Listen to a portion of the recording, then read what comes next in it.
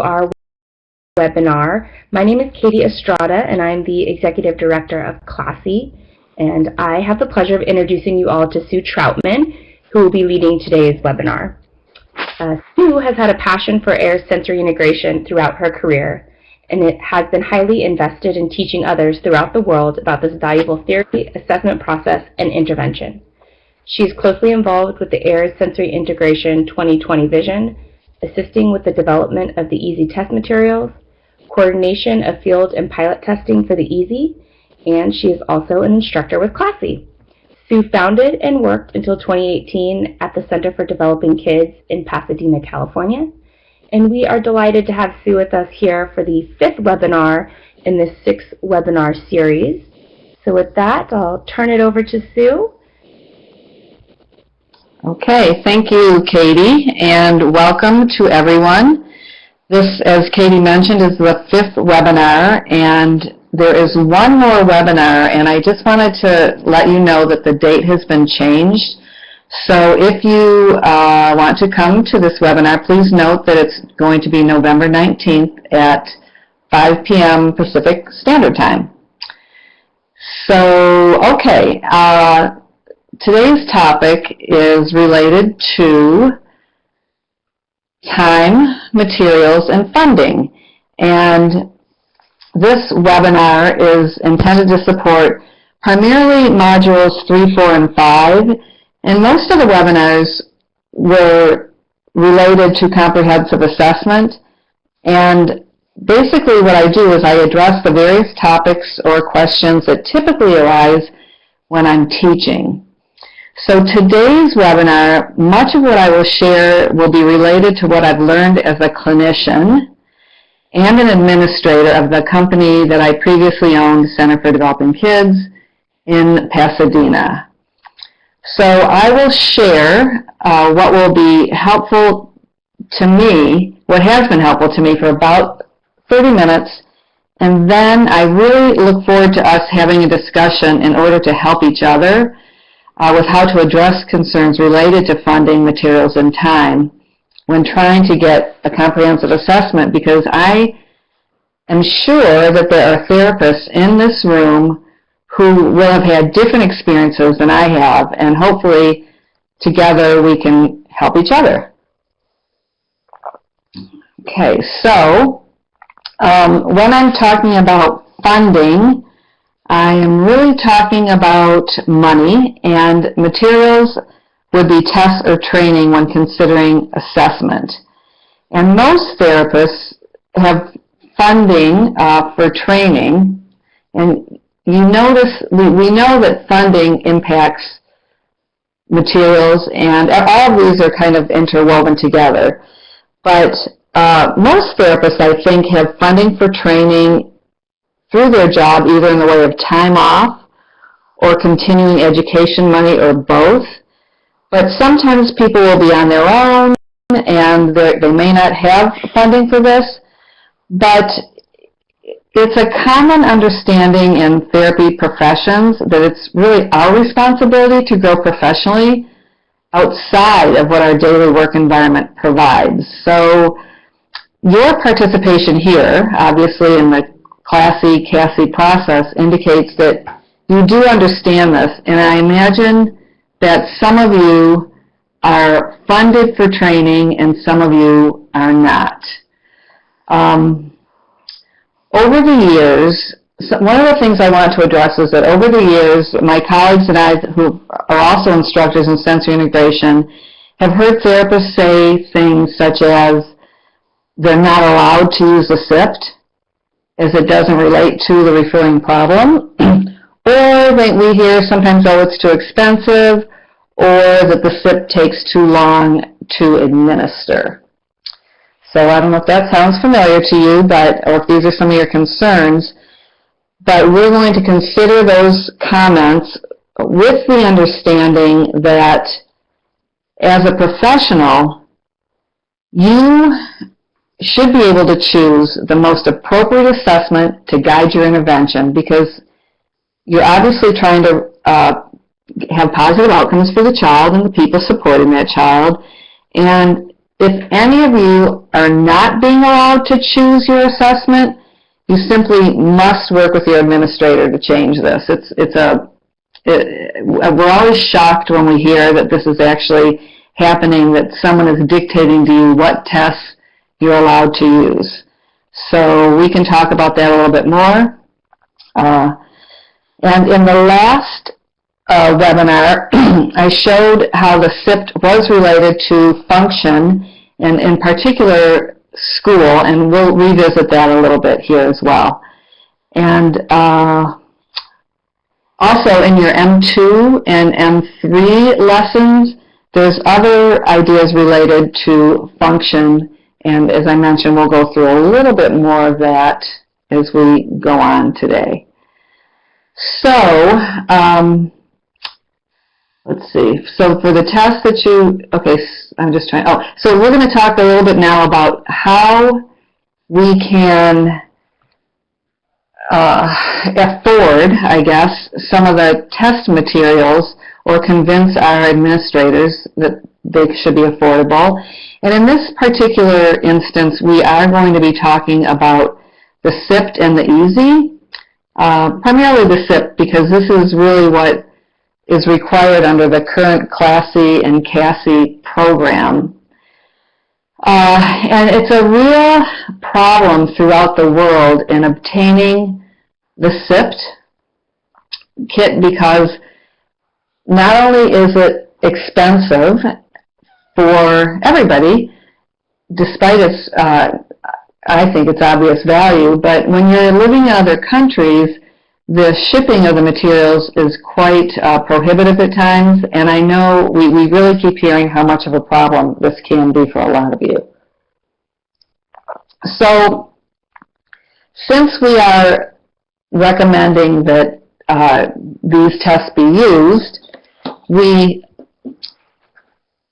try to figure out a way how to help people, instead of them just saying they're not going to use the sift, to actually use it in ways, just find a way to use it, because we feel it's a really important test. And so you'll see that in this first column, the item standing walking balance is in blue, and then it says what it requires. This particular test would require a $50 piece of wood for several items, and that's something that you could make.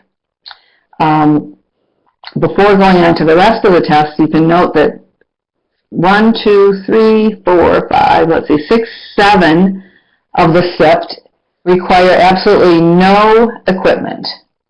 And this is a really important piece, because you may end up wanting to do at least some of the tests, even if you don't have equipment. Once you go away from taking Module 3 and you don't have quick access to equipment, you might have, what I used to do is I used to carry a protocol booklet in my school bag when I was working at schools, and I always had it ready in case I wanted to do a really quick assessment, and we'll talk a little bit more about that as well. There's also, if you look at PRN, this requires a rotational device such as a rotating board or chair. In 2011, Zoe Mayu and others did a study, and they looked at the use of an office chair. So this is huge, because actually it was determined that that was fine to use. So you can use, you can either put the child in your lap if they're very small, or you can use an office chair.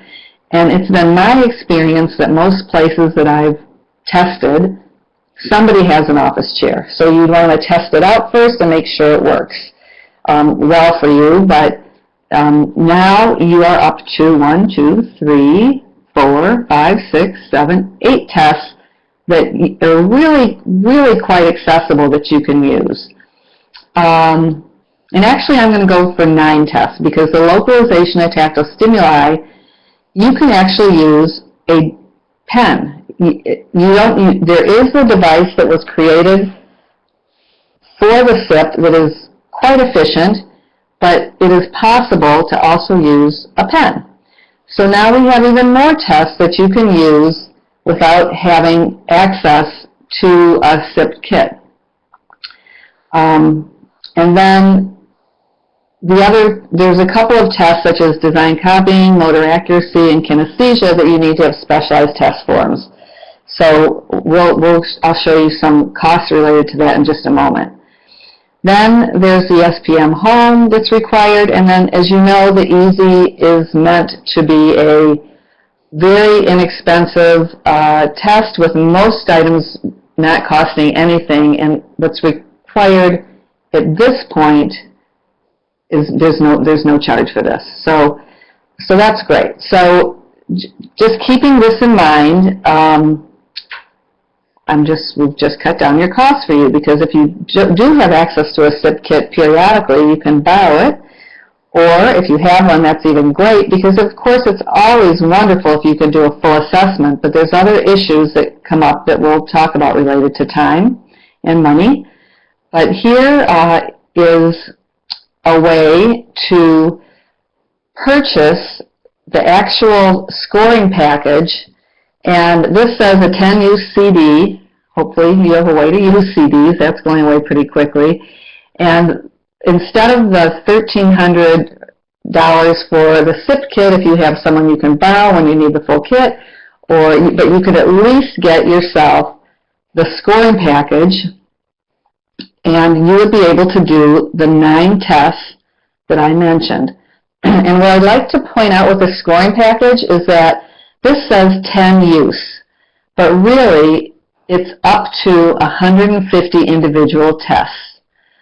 So let's say that you are going to choose perhaps to do even a completely different type of assessment. If you're going to do something other than the SIFT, but you want to add to that test, and add to your assessment rather, and give some tactile tests, because you feel and you know how important the tactile system is to praxis, right? So you might want to do some tactile tests, because no other team members or nobody else has this opportunity to give these wonderful tests that really add a piece to the overall assessment. So technically, you could give 150 finger identification tests, but of course you're not going to do that. You're going to be a little bit more varied. So at the very least, you have the option to do 9 tests.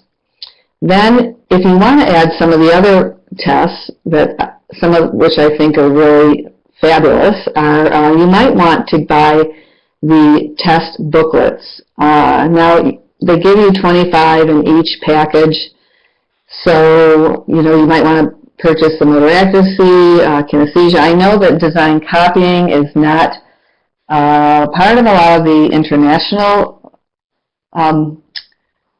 translations, so that one is out. And then also, if you want the manual, which gives you a lot of information about each individual test and how they're used, that's quite helpful too, right? I admit sometimes to my classes that I didn't open the manual when I first started testing, and when I finally, very often, and when I finally opened the manual to those pages that I mentioned before that give you information on the individual tests, I was just so struck by how helpful it was. So that's just another thing that you might want to consider, because it will be very helpful.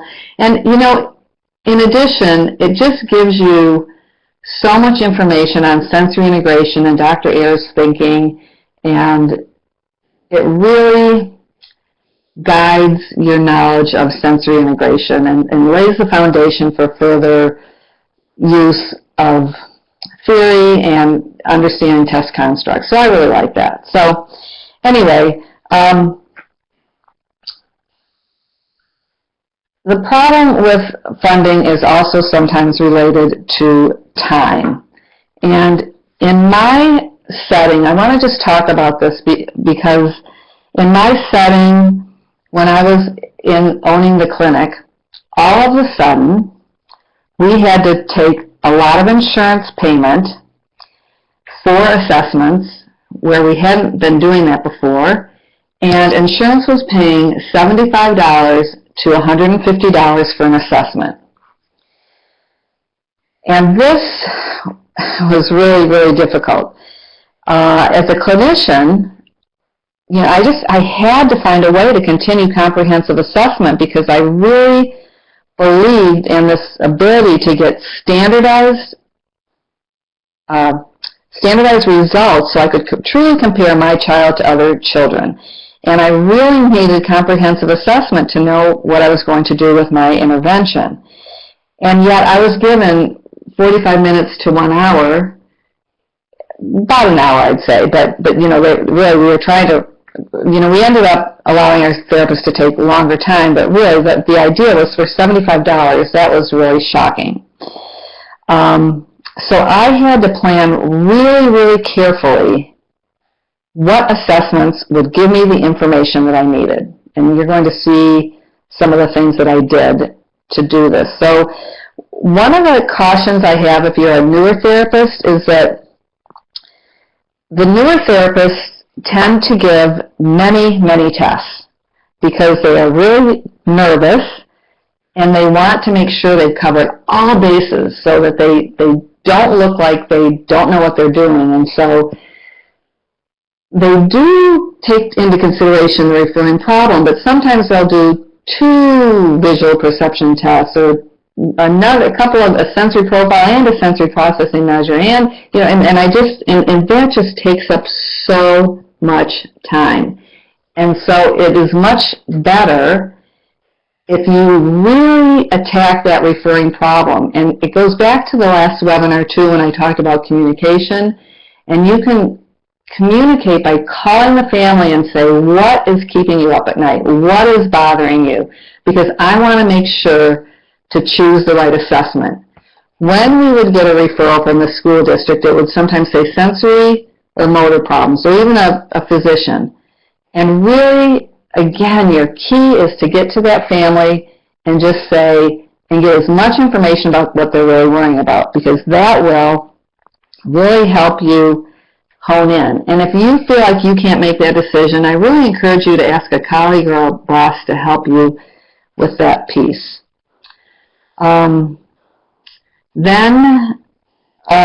Let's see what else is about time.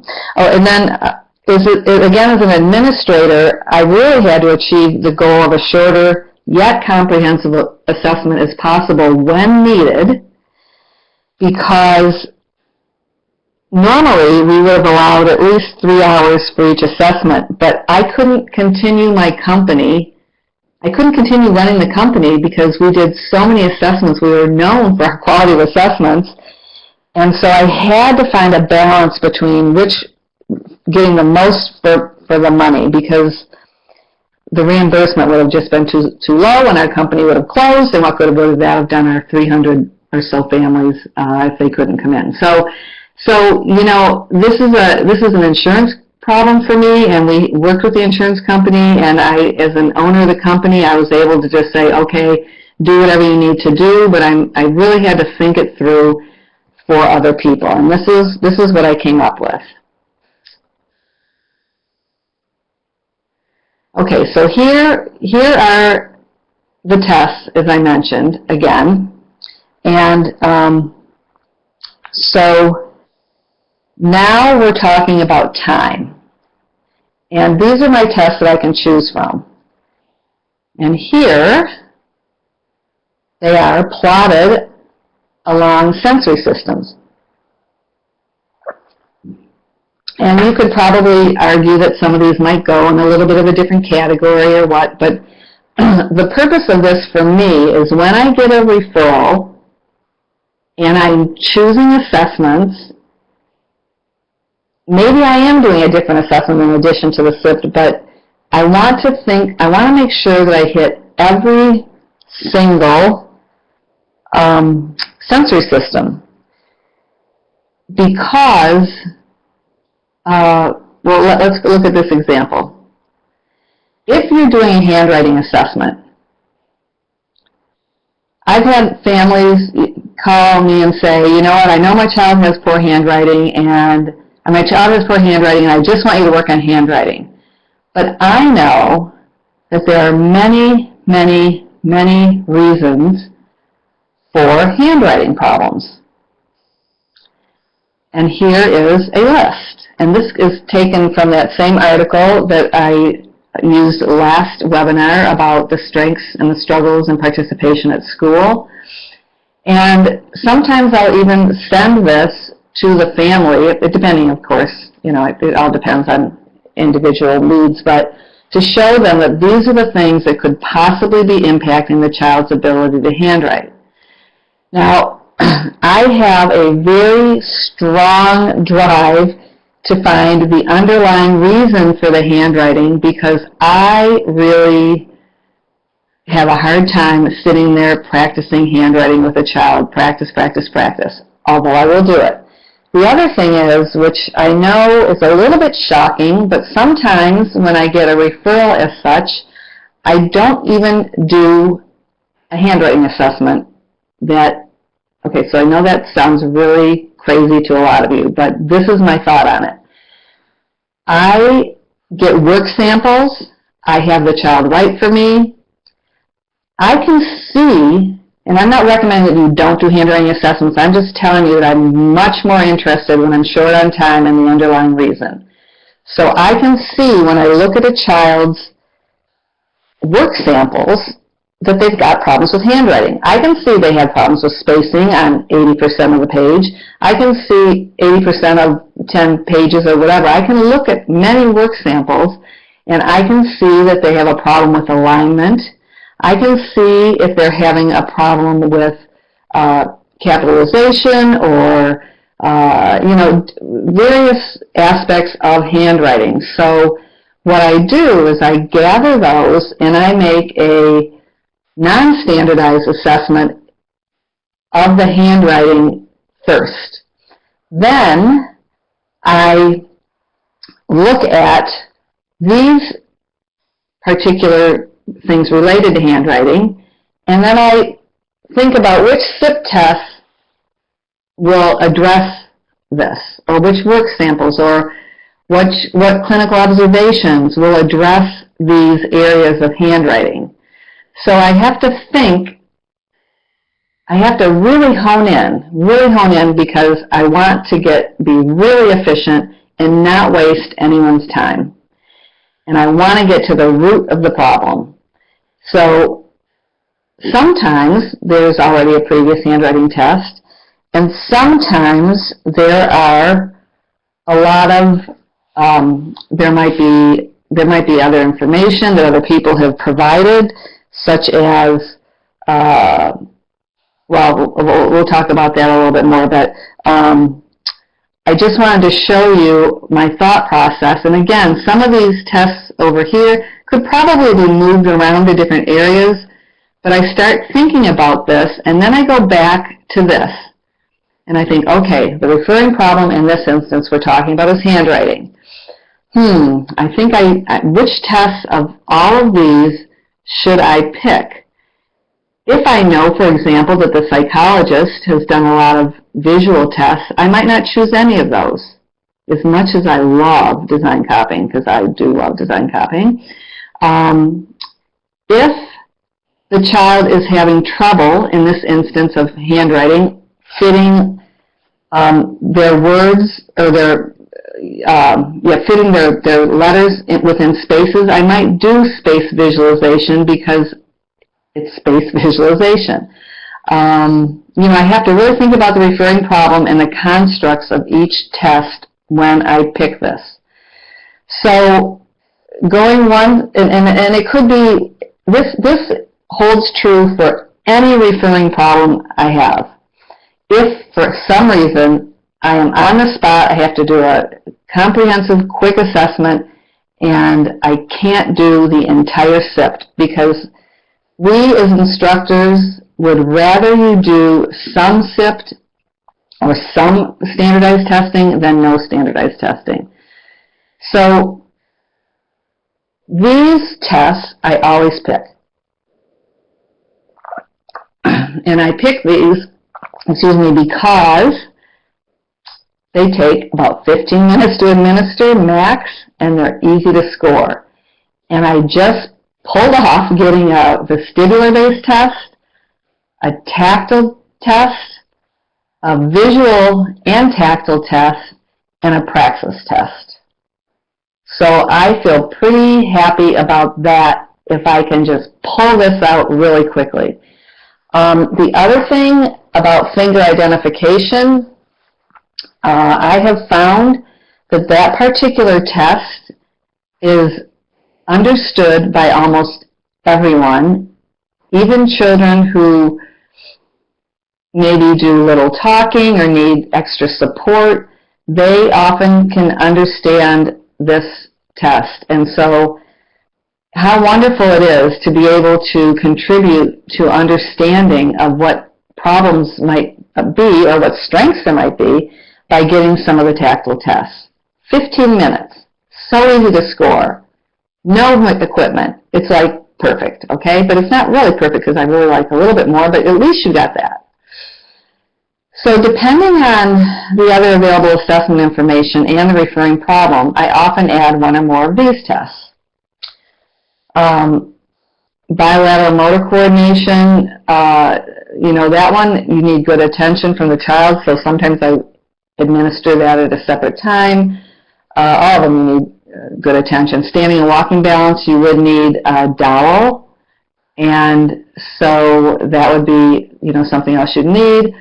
Oral praxis, I love that test because it is so unique in that the child cannot see what they're doing.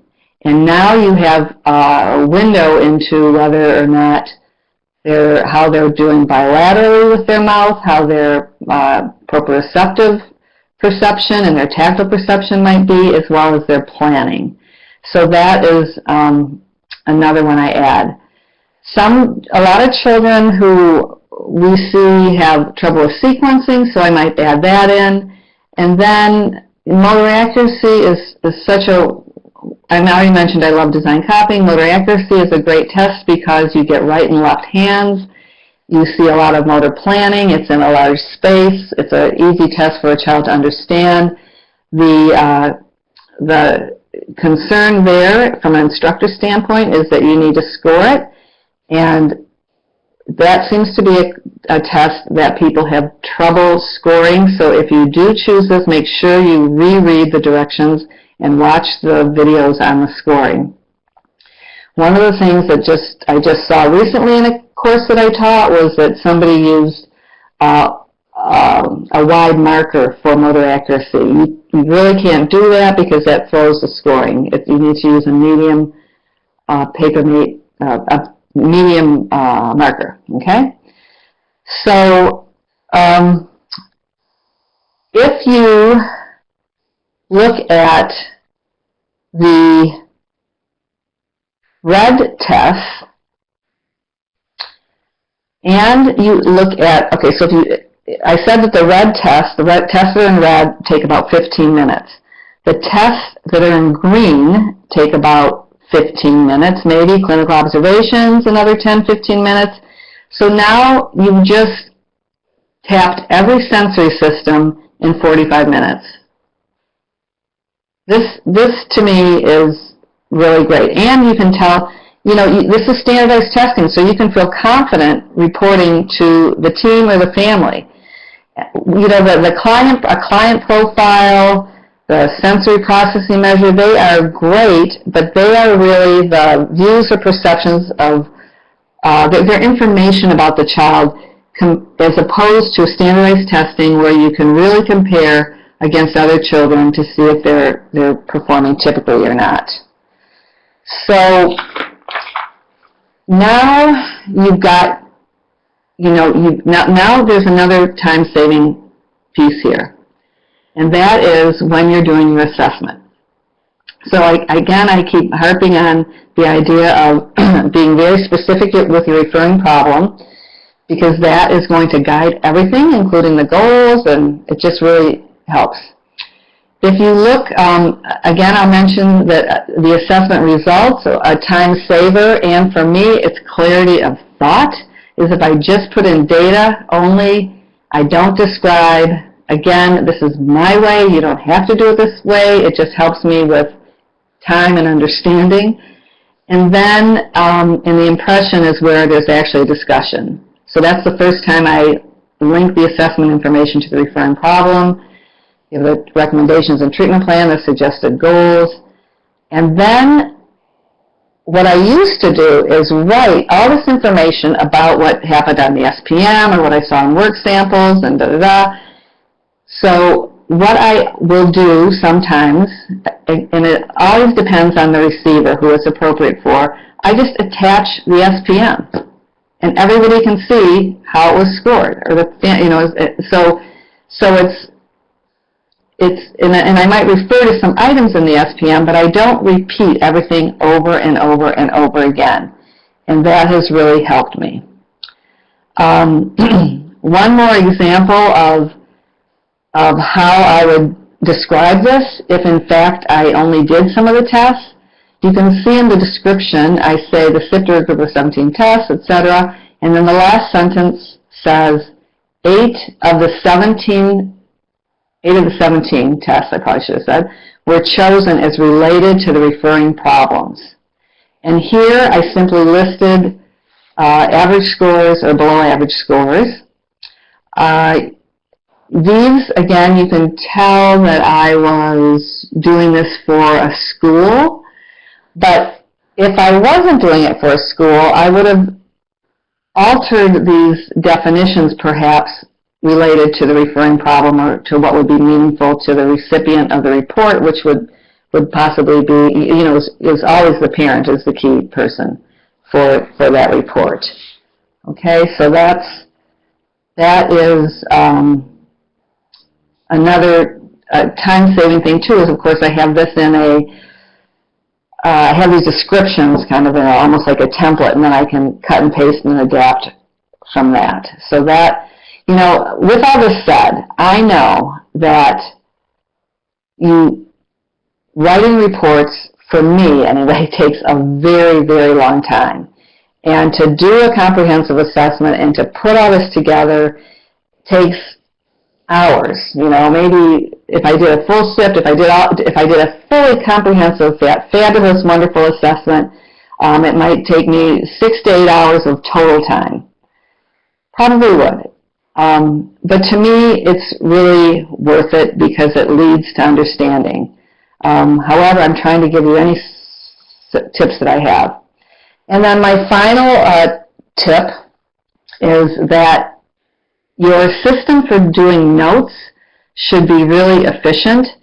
This is just one system. We happen to use this at our company, and it wasn't perfect, but I had evaluated probably about 6 other programs and spent quite a bit of time evaluating each one. My business partner and I did, and we ended up picking this one because it's specifically for pediatrics, and it most closely matched our version of a SOAP note.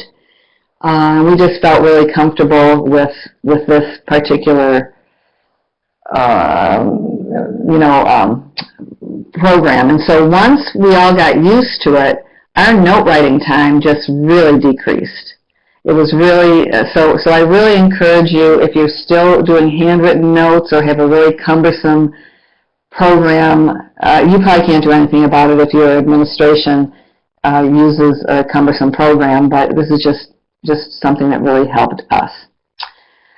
So that is about it for what I have to say, and we can now go ahead and I will take questions, and I will look at all your questions. Let's see. Here we go. I hope other people can hear. Okay, yes, good people. When no one came back, all is well. Okay. The one question from Wilma in Indonesia is there an e-booklet assessment? I am not familiar with, I know there's not one for the SIFT. However, with the EASY, they're in the process of making it possible, or maybe it is already possible, Katie, you might know, I don't know, that to record your answers on a tablet. I think there is. As administered easy. So that will be really helpful for a lot of people. But for the sift, it's not. And in the meantime, you would need to purchase the program or be trained. You need to purchase the program regardless to get your standardized test results. And I want to say something quickly about that. If you have access to these sift protocol booklet pages, please do not use them as clinical observations. Use them to compare with other children. And I'm going to give a real quick example, and then I want to hear more of your questions. But I think I mentioned this before. One time we had a therapist who actually gave the finger identification test to a child. The child missed, 4 out of the 12 or 14 or however many items there were, and the therapist said the child had a problem with touch perception. When that test was actually scored, it was completely typical for that child's age. So you really have to score the test to compare against other children. So, okay, that's all. I'll try not to put any of those other thoughts in here, and so I can hear what you guys have to say. So let's hear about what problems you're having.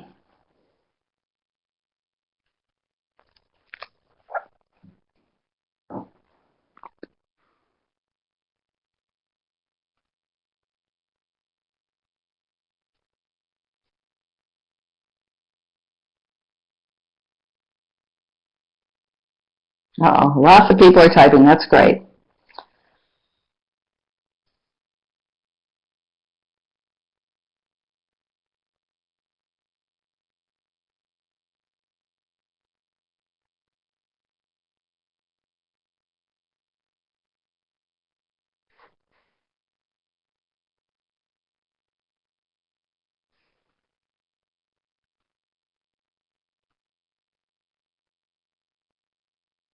And if you want to use your microphone, you can do that as well. I'm not seeing the questions coming up yet. So feel free to turn on your microphone, take it off of mute. Most of you don't have it on mute anyway, but you can talk as well. Okay, sorry, so I missed the majority. That's good. Okay, it's great to hear tips for streamlining the report writing. With your streamline report, how many pages have you gotten it down to? That is a great question, Carol. I would say shortest is 3. 5, if I put in charts from, sometimes I do, when I was in the school, doing work in the schools, I would do school questionnaires and I would have to put those in. But if I just attached it, I could probably get down to 3. That's the shortest, I think. Okay, are there any conditions that a child can't test with a sift? That's a very good question, and yes, there are many. Okay, so you will notice that if a child has an extremely poor attention span, it is very, very difficult to do the sift. Again, if you were just to do one test, you could try it out. Like I mentioned with finger identification, or just, you could, maybe PRN would work. PRN wouldn't really be, I guess, impacted that much by attention, but attention is huge. So children with attention problems, I'm not saying you can't test them with a sift. I'm just saying that you must make sure they're paying attention so you aren't getting test results related to their attention.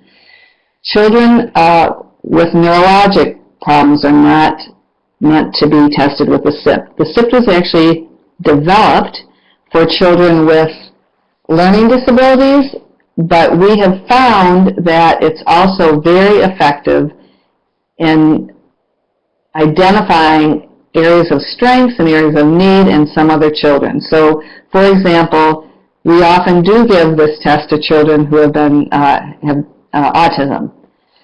But the other thing is a child's visual impairment. We've had people come to courses and they've tested children with, a pretty significant visual impairment, and you can do that with everything but the visual test. So you want a child who can pretty much manage sitting, paying attention, and following directions. Okay. Is the first session with the client, oh, this is a good question. The first session with the client, the actual assessment. One session with tests you referred, or do you do one first session with parents to clarify history, occupational profile, and reasons for referral, and then the direct assessment on the second assessment session? Okay, that is a really good question and a really nice procedure. The way, it would be great if you could have a session first with the parents. In my instance,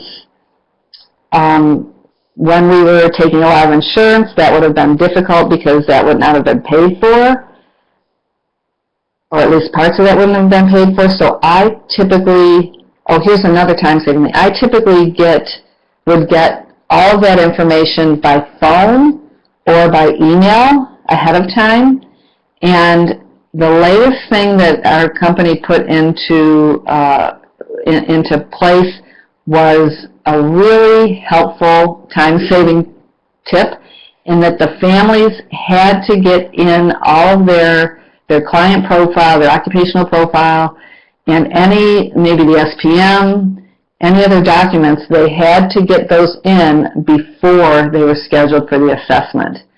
That led to you not having to track down people to complete your work.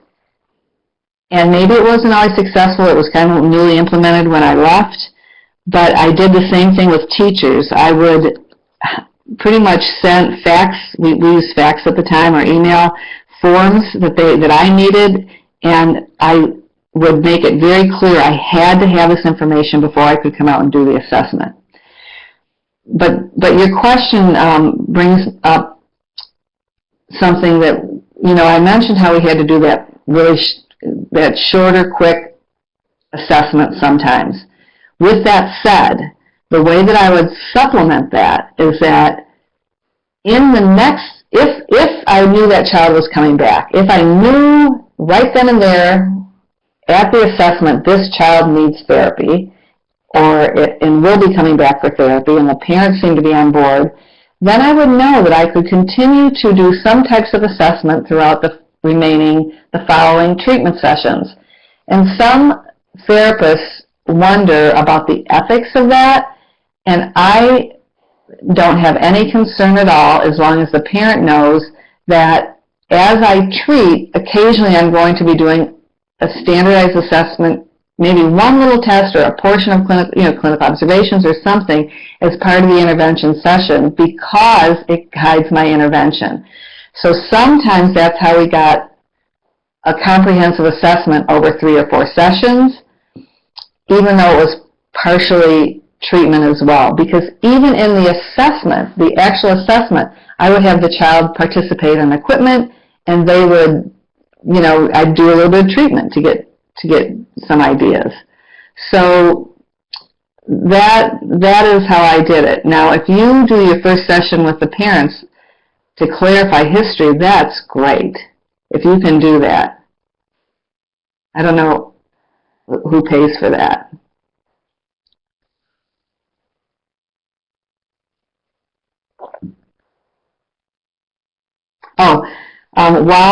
Kim asked, what type of helpful information do you attach to your reports? I'm saying that instead of rewriting the sensory processing measure comments or items, I would just attach the actual sensory processing measure sheets. I might, sometimes, again, I do special questionnaires. Again, if I was in the school, I would maybe do one, and I would just attach that. What else? Since I don't put an extensive or hardly any description of the sensory systems in my reports, I keep it very user-friendly and very short. Some therapists prefer to attach almost a little like glossary or, like a description of the sensory systems. So that would be the possibility. I might attach, I think if I did a list of resources, I would put that right into the report. Yeah, I don't know if it's Andrea, if I'm saying that correctly. It really does save time and money if you can get those forms ahead of time.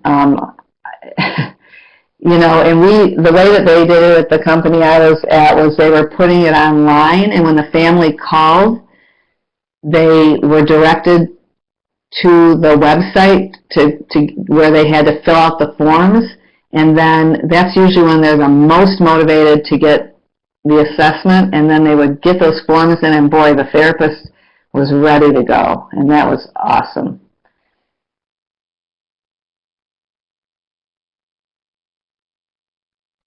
Okay. Back to slide table 1, underlying issues and their diverse. Slide table 1. Okay, I think you're referring to this. Oops. Is this what you're referring to, Wilma?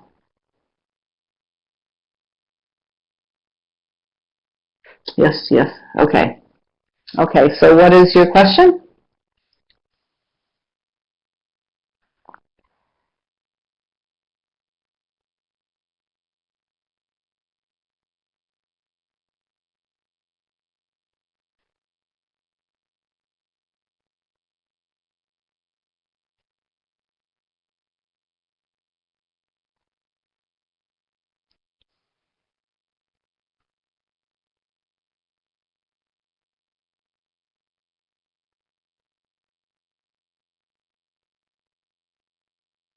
Okay, it looks like people are typing, but I'm not seeing anything coming up.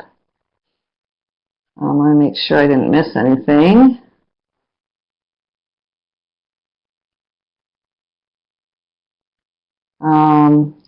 Carol, just so you know that these talks are recorded, and you will get a link to it if you want to hear the beginning part where I talk about funding for materials and some of the tests that we use. Okay, let's see. Helpful information, saves time money from parents.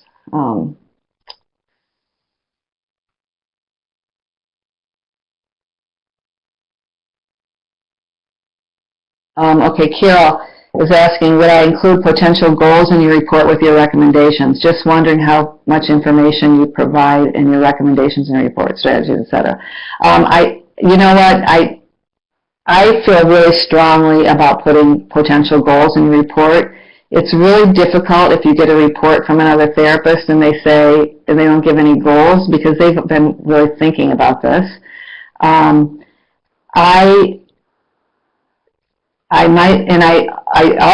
I talked, I think, in my last webinar a little bit about adding strategies.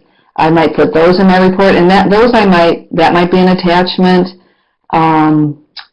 But I put suggested goals, and if I am really being good and communicating well with the parent, I will either send the report to the parent and call them, because they often won't call back if you just send the report, because they either feel overwhelmed and they don't understand it or whatever, or if I can bring them in, and then I say, am I even on the right track with these goals?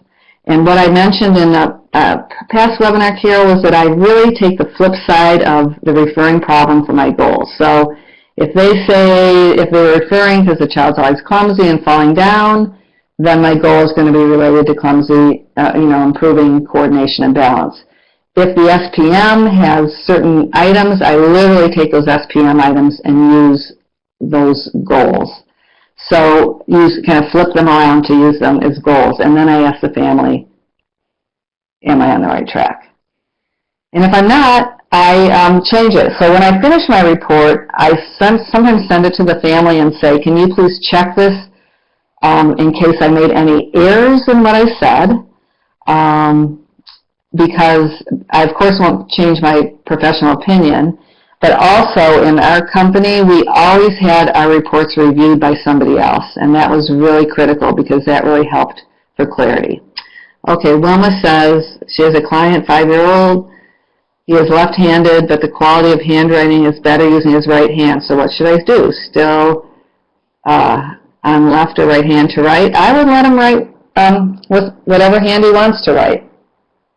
And if he's better, you know, to me, I don't think,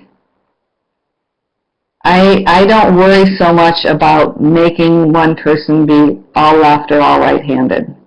You know, maybe other people have information on that or knowledge. And actually, anybody else who wants to comment on these questions, please do. That's what we're here for. We're here to help each other. So you can answer the questions of anybody.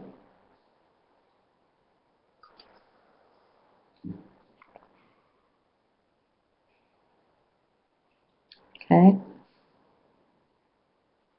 Is there anything else that's you're really needing? Oh, Carol's typing again. That's good. Needing help with? Now's the time to get help from your peers. I think everybody has very different funding issues that drive their services. And again, our goal is comprehensive assessment. And so that doesn't mean many tests. It just means pick the right tests, think everything through, and then do your assessment. And again, I know this takes a tremendous amount of time, but it's important. We have a lot on our shoulders as therapists, trying to make sure we do the right thing for the child.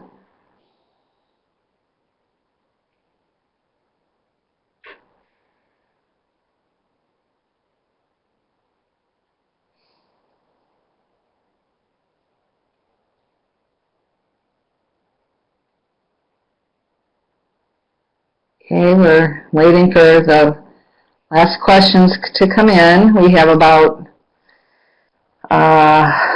not very long left. What is the average? Well, in my clinic, the therapist had 30 out of, a minimum of, they had about 30 out of 40, 30 to 40 hours seeing children, but we set aside an hour for each child. So 75% was the caseload. Okay, Carol, yes, what you're saying is that if you have the parents review the report before formal issue, does that put you in a difficult situation? You know, it really hasn't. I let them know very clearly that I will not change my professional opinion. I'm really just making sure that sometimes I even tell them typos, even though I know there's usually not because we have ours reviewed. But I say, sometimes I'll get like something in the client profile I've misunderstood, or the occupational profile, and that's just embarrassing. Or they say, I really didn't mean it that way, and then it really hasn't become a problem because I have confidence in my test results. If I wasn't confident, if they really threw me for a loop, I'd probably talk it out with them. But yeah, I understand your question. It's a real question. Okay, she's in Portugal in private practice. There's no insurance, so it means parents pay themselves. So I think your webinar was very helpful. Good. That's good. I understand, Carol, that you don't issue your report until you receive payment from the parent. Yeah, that's something too. Yeah, so you could. I've done that too, especially if it's a family that I feel like I'm just not really sure it's going to happen. So the clarification of the right track and just communicating with the family, boy, that really makes a difference.